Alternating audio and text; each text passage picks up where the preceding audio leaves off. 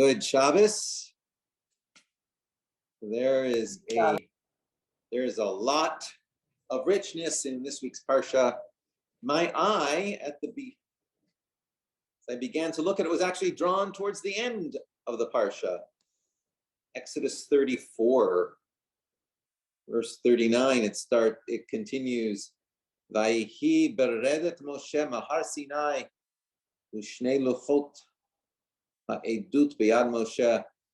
So Moses came down from Mount Sinai, and as Moses came down from the mountain bearing the 2 tablets of the pact, of the covenant, Moses was not aware. Moses did not know. Moshe lo yada ki karen or panav. Moses was not aware that the skin of his face was radiant, since he had spoken with God. Aaron and all the Israelites saw that the skin of Moses' face was radiant, and they shrank from coming near. They shrank from coming near him.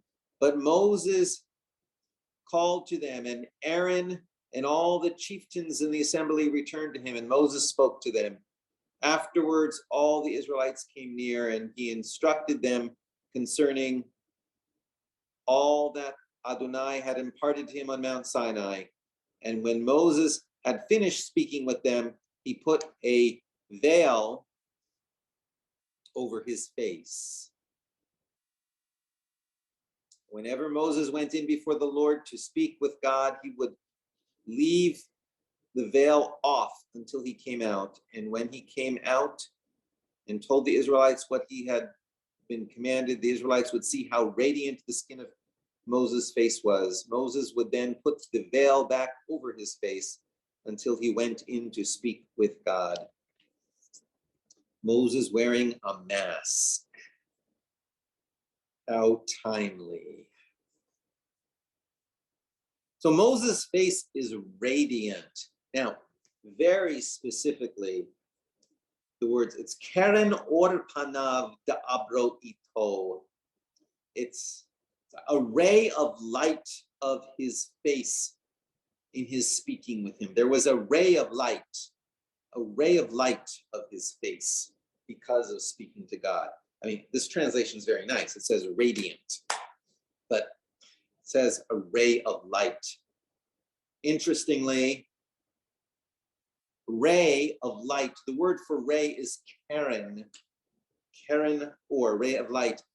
But Keren also in Hebrew means horn. So I think it might have been the Catholic Latin, which makes it that Moses is coming down with horns. Michelangelo, I'm going to look to see, has anybody seen even a picture of Michelangelo's Moses with horns?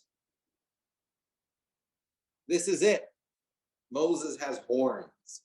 Keren, horns of light, but this is rays of light.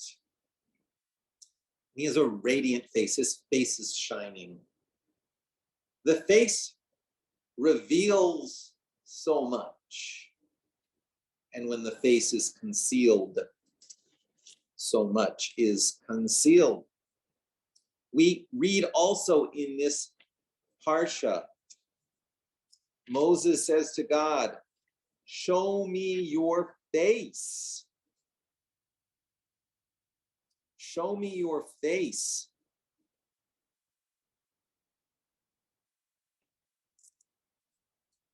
And God says, this is where God answers, I will make all my goodness pass before you.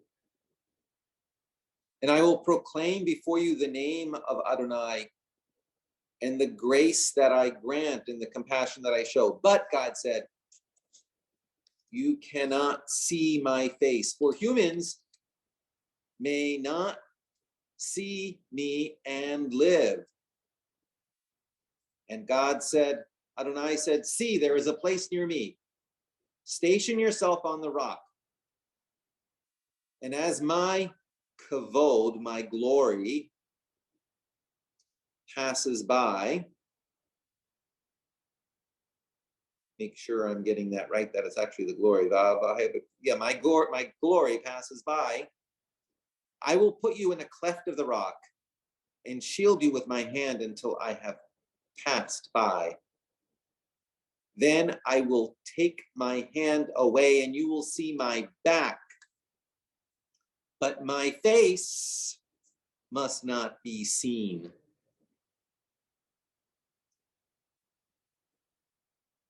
Moses gets to see God's back, but some of you may have heard me say this before. That word is not back in the way we normally use it. It's not, the Hebrew is gav for back, but this is ahor. I will take my kaf, doesn't even say my yad, I'll take the palm, I'll take my palm and put it over you. Taking my palm, I'll cover you with my palm, and you will see my ahor, my after. But my face they shall not see. It's not a back, literally God's afterwards. It's as if we can never see God directly. We can never see God's face, certainly. As if God has hands, face, back, but we can't see this. We can't see God directly. We can just see the traces of God having been there, the traces of God having passed through. I constantly come back to this image of a finger going across the surface of the water, but the finger is invisible. So you just see the ripples. The ripples, hopefully, of kindnesses.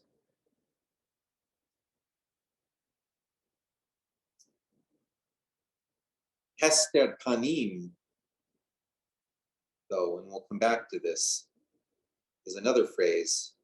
Hester panim, hiding my face, hiding the face of God. That's not good. In Pirkei Avot, ethics of the fathers, chapters of the fathers, sayings of the sages. If you've not looked at Pirkei Avot, if you haven't heard of Pirkei Avot, it's really something to look at. It's very short, and it's a collection of short, pithy statements of the rabbis that have so much meaning. Some of them read like koans. That's a Buddhist word, not Kohen, priest, koan. Some of these teachings in Pirkei Avot read like koans. Some of them are just straightforward good advice. But Shammai says in Pirkei Avot, make your Torah study a fixed practice. Make your Torah study a fixed practice. That's one place where we can attempt to get closer to God. That's how one way we attempt to understand the contours of godliness, studying Torah. Shammai says, make your Torah study a fixed practice. Say little and do much. And greet everyone with a cheerful face. In other words, greet everyone with a smile. It works. It works on the smiler and the smiley. Greet everyone with a smile. It has an impact on the person you're greeting, and it has an impact on you. I made a conscious decision years ago to do this specifically in the home and in the prison. I would go in and I would always be smiling. Greet everyone with a smile, especially in the prison where no one is smiling. Everything is gray, including people's faces. Well, it made me feel better. I could go into those places and forget about all my concerns. It led others to smile. It led others to comment how warming it was to see someone smiling. It was so simple. And it became a habit for me. It helped bring in hope, and it helped bring in a perspective that emphasized what was possible rather than what the multiple obstacles in front of you made impossible. So I would go in always with a smile. And then COVID came. And for good reason, we had to wear masks. Like Moses putting on a veil so no one can see the radiance. When wearing masks, you have to smile with your eyes. With radiance, it has to be even more of an inner smile at that point.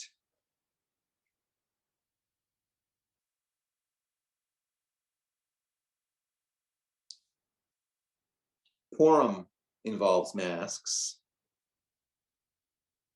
Now, in this Parsha, also, Exodus chapter 34, there's another verse which is relevant to the moment. Et chag hamatzot tishmor shivat yamim lemoed chodesh ha'aviv. You shall observe the feast of Matzot, that's Passover, of course, in the month of the spring, in the month of Aviv, the spring. For in the month of the spring, you went forth from Egypt. So this is one of the places in the Torah where we learn that Passover is always supposed to be in the spring. And of course, we know that the Jewish calendar goes, the months are the length of a lunar cycle, the cycle of the moon. 12 cycles of the moon is a year. That's 11 days short of a solar year. So after 3 years, Passover's already moving into the winter. So every 3 years or so, I think it's 5 times every 17 years. So it's slightly more or less than 3 years. In any case, we throw in a leap month, 13th month, to kick those holidays back to where they're supposed to be. And right now, we are in the middle of the leap month. Adar 1 is the leap month. We know that because whenever there are 2 Adars, Purim is in Adar 2. So Adar 2 is not the added month. Adar 1 is the added month. So we are in the added month. And were we not in the added month, then this week would have been Purim. And instead, it was Purim Katan, just a little bit of Purim. There was a shadow of Purim this week. It could have been Purim, but it wasn't. So, it's good to talk about Purim. And Purim has a lot to do with masks, hiding faces. Hester Panim, I mentioned a minute ago. The removed face or the hidden face of God. Hester Panim is an expression for the eclipse of God, when God's face is hidden from us. Darkness. Hester even sounds like Esther. It's not the same root, but the rabbis always love puns. Esther, of course, you know the story of Purim. Esther is wearing a mask of one sort or another practically to the end of the story. She isn't telling Ahasuerus who she is. She isn't telling Haman who she is. I mean, nobody knows who she is. Purim is all about the masks we wear, the things we hide, the things that block the radiance of our faces from being seen. So often on Purim, we wear masks visibly, always to remind us of the masks we wear. Related to this, perhaps, there's so much in the Parsha, this week's Parsha, about the written word as well. Moses says to God after the golden calf, "Alas, this people is guilty of a great sin in making for themselves a god of gold. Now, if you will forgive their sin, well and good. But if not, erase me from the record which you have written," he says to God. And later, God says to Moses, "Carve two tablets of stone like the first, and I will write upon the tablets the words that were on the first tablets, which you shattered." And later,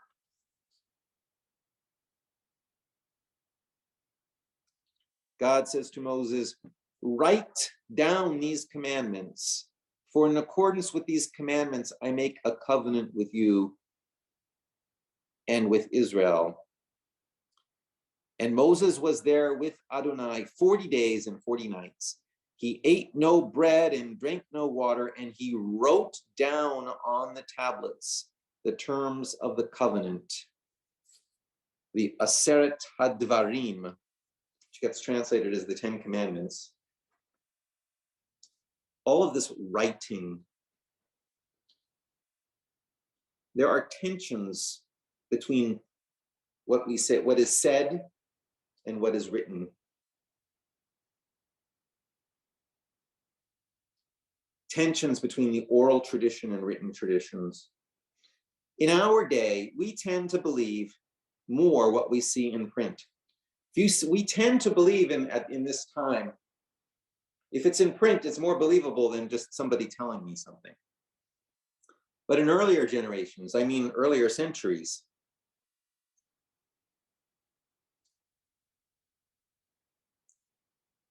the oral tradition was more trusted than the written tradition. People understood that writing separated the spoken from the speaker. Writing separated the spoken from the speaker. The words on the page could be there independent of the person who wrote them. If someone's speaking to you, it's a very personal experience. They can't speak to you without you knowing who they are. But in writing, the words get separated from the speaker. So who are you going to trust? What are you going to trust more? Someone's telling you face to face, or the words by themselves on a page? Someone speaking directly to you, if they're spreading falsehoods, would have to lie to your face. Perhaps that's part of the problem that we have today, magnified by social media, that words have gotten separated from the speakers. We don't know who's putting all that stuff on the social media. If they were lying to us in speech, they'd have to do it face to face. But in writing, they can do it anonymously. But at the same time, writing is lasting, it's more permanent. Writing can be conveyed over distances of space and time. Writing can exist when the face is not there. An advantage with a disadvantage. It seems less trustworthy because there is no face.